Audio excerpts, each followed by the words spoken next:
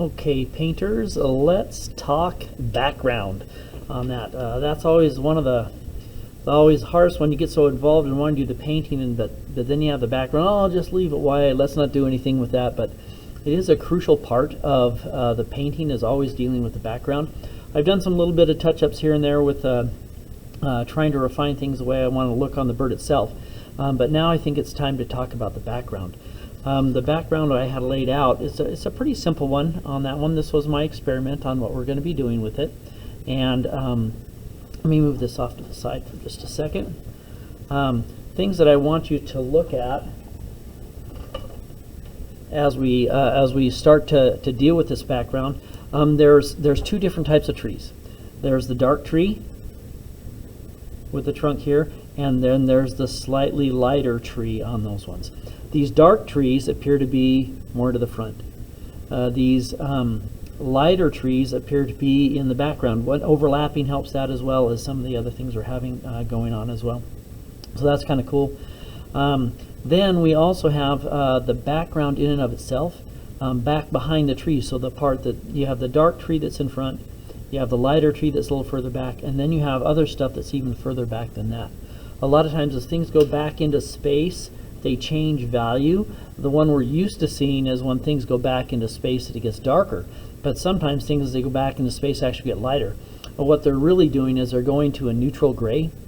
So everything's going to a medium gray. So your darks get lighter and your lights get darker as they go back, and then everything fuzzes out into about a medium gray as we get in the back for this part there. So I'm going to kind of show you a process that seemed to work fairly well for making this get some good dimensions, some good depth on those. And so let me move this out of the way for just a second. We'll bring on the painting, and we'll move forward. Okay, so I just put in some dark lines just so I have some idea of where some of these tree trunks are going to be. Let's start with our dark trunks first. On those, I've mixed up some green that I have there. Now you could do maybe a gray or something like that would work out just fine as well as you're working through these. So it's kind of up to you on what you're thinking. But I just mixed up these 4 greens. I don't have any white because we talked about as things go back into space, they're eventually going to get to a medium. They're not going to go white in the background. So I just have the darkest green. This is a mixture of Viridian and, what else did he have there? Viridian and, I'm just pulling out a tube here. I got a phthalo green in there, so a little bit of that, and then I think I have a permanent green on that. Yeah, an emerald green. So just a mixture of those 2 greens. Sometimes the green straight out of the tube is not exactly what we're looking for. And so that's what I have on those. So let's jump right into it. So I need to decide, I'm going to have a few trees that are my dark green. And we always like going from dark to light, so that's kind of a cool thing. And what we're going to do is we're just going to paint in those tree trunks. And so I'm just going to paint in this one. This is one of my darker ones, so that one's going to be a little bit further forward. Oh no, let's make sure it goes off the page. And mine are kind of wiggly wobbly sort of things, and like all dark values, a lot of times you scrub those in a little bit. Look, I'm getting a little bit of light there. That's okay. I can just come in here and scrub a little bit more on top of that and get a little bit more paint. And if you have some variation where it's lighter or darker, that's okay too, because the tree trunks do change value a little bit as they change through there. I'll just get a little bit of a thicker bit of paint. I'm trying to define the edges on those as well. And so I'm going to paint one darker tree for this demo, and then we'll paint a lighter tree as well, maybe 2 of those, I'm not positive. Just because I'm trying to be cognizant of your time. Some of my demos run a little bit long, I admit it, but some of them, the initial part of it is just the setup, right? We're just getting there, the how-to of it, and then it's finishing off the rest of it. Like the feathers, you know, once you've done one row of them, you pretty much got that figured out, right? on those, but then you just do more and more rows, and I'm trying to be more complete on some of my demos on those. So the first part of this one will at least be showing you how to do the different parts of this particular application for our background, and then you can finish it off on your own. Now on the initial ones I didn't have as many branches just coming to an end, but I figured, you know, I can do that. I can have branches come to an end.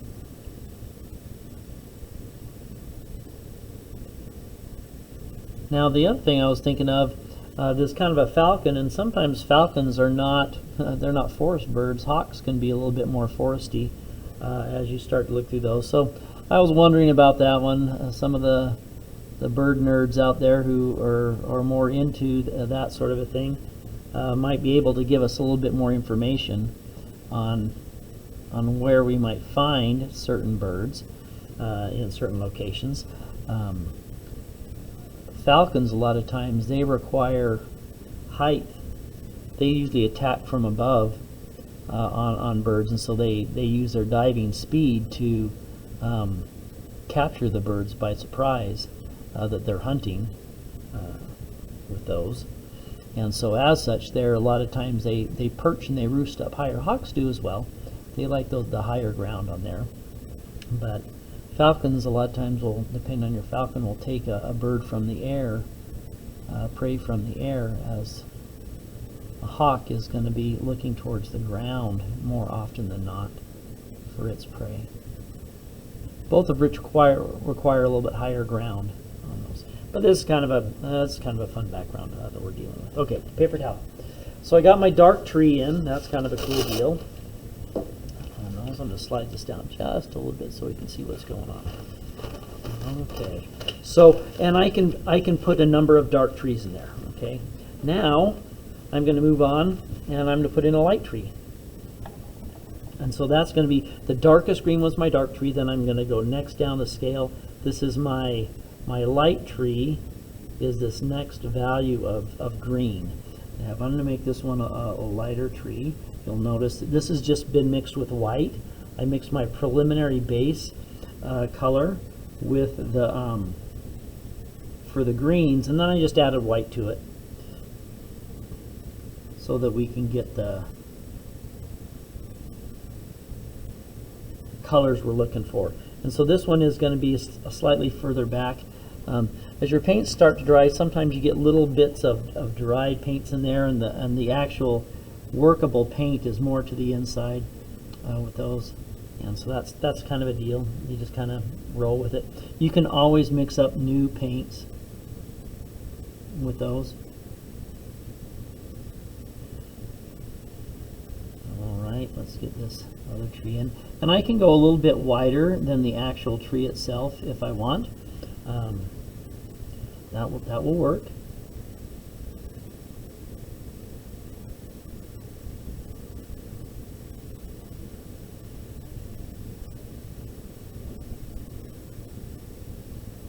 Okay, so there is a lighter tree. Maybe we'll do this one. I'll take this one this way, and then maybe just a little fork in the road on those. Okay, so those are the two types of trees. So to do this process, I paint the whole thing in. Okay, I put all my dark trees in, then I put all my light trees in, and work through that way. That way you have your areas separated out, and you kind of know where it is that you're going on some of those. Now the goal with the next part is to get our background separated even slightly further away on that one. And so I have my my trees in position. And so what I'm going to do is I'm going to use these next two values to create the changes. Okay, so along the edge on this one, this is the next value here. Along the edge right here, this is my light value. I guess it's the medium, more the medium value, I guess, on that one. And I'm going to paint this right along the edge of the tree.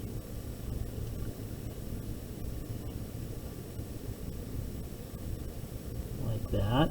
And I can use that to help define the edges of the tree too, right? so that they're not as rough looking, because I'm using the tip of the brush. That's kind of a cool deal.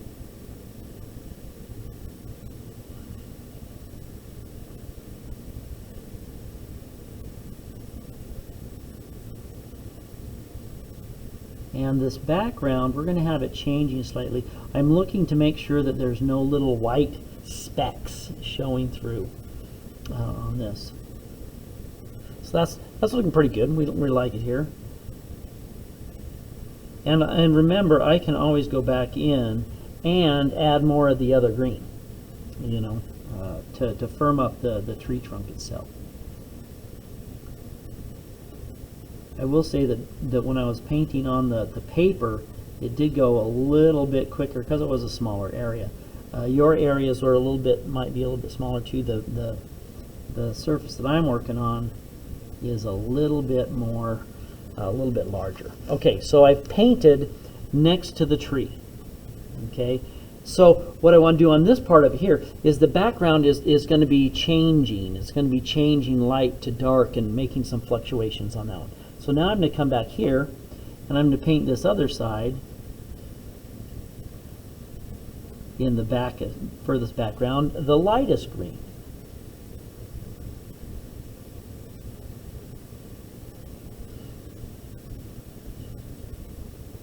And here we go.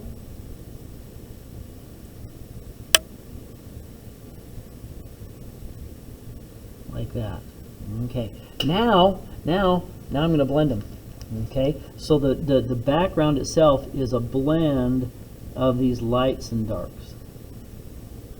Okay, so it should be a subtle value change, painting along the scene on those,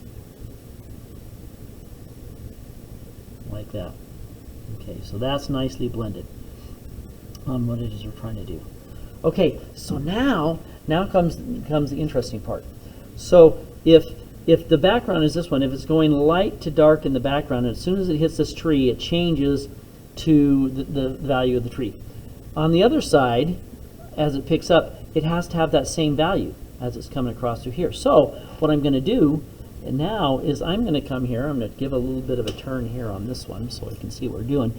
Now on this side of the tree, since I'm trying to establish there's something behind it, right? That there's a background behind it. I'm going to make sure that the left side of the tree and the right side of the tree background are the same value. That's the tricky part on what we're trying to do. I'm going to make that a little wider right there eventually with the other stuff, but that's what I'm going to do here. And for the sake of making this go in an expeditious manner, I'm only going to come up to here. And then you'll know that I will be filling in the rest of it the same sort of a way. And so now I'm going to make this go about maybe halfway across the white area with that medium value.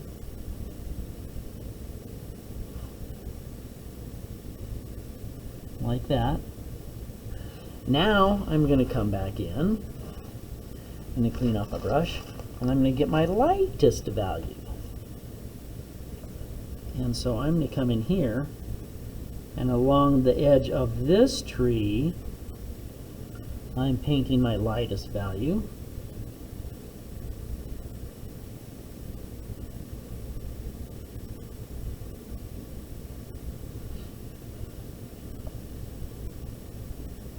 And there we go. And now let's paint it to where they meet. Right? They meet right here. Let's get a little bit more of that lighter stuff. Now I'm going to use my brush and I'm going to paint in and blend it together. Clean this off a little bit. I have a little bit too much of my white, so I'm losing this color. Losing that value.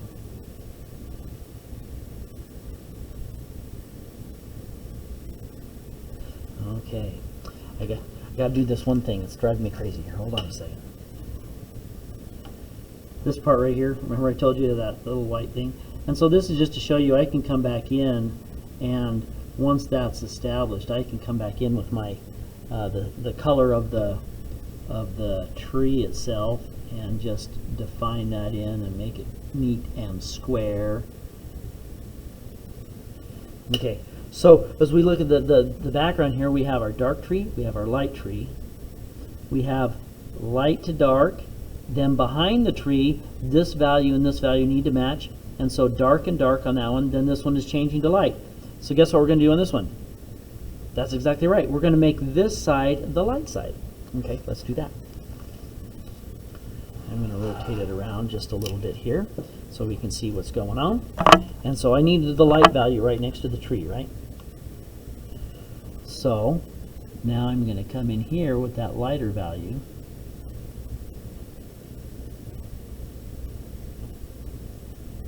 And I would be doing this over the whole of the painting itself.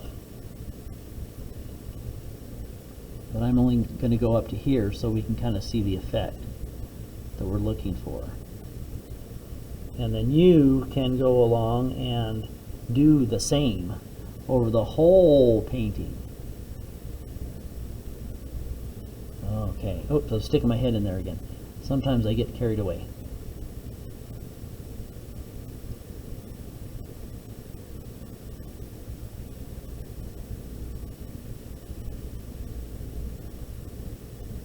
Now, this is the reason why we had to paint in the trees first. So let's say I'm just sitting here saying, oh, I think I'll put another tree in here, just of that sort of thing. Well, if we do that, then we have extra trees that aren't following the same pattern. I'm sure it would work out if you need to put an extra tree in someplace. But this formula or pattern will change. You need to get the other stuff in first. Okay, so I've done this side with the light, so now this side has to be the dark. Okay, and that is this value here. And so it's going to come right up to our feathered friend here on that.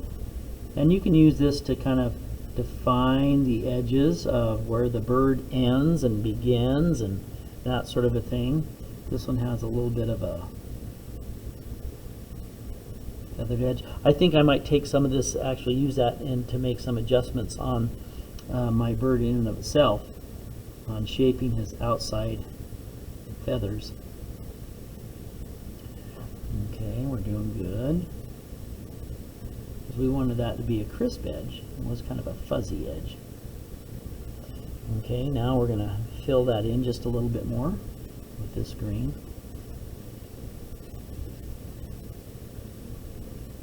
And it doesn't have to go halfway. It can be more to one side than the other. You could have it more dominant on one side than the other. That's perfectly all right too.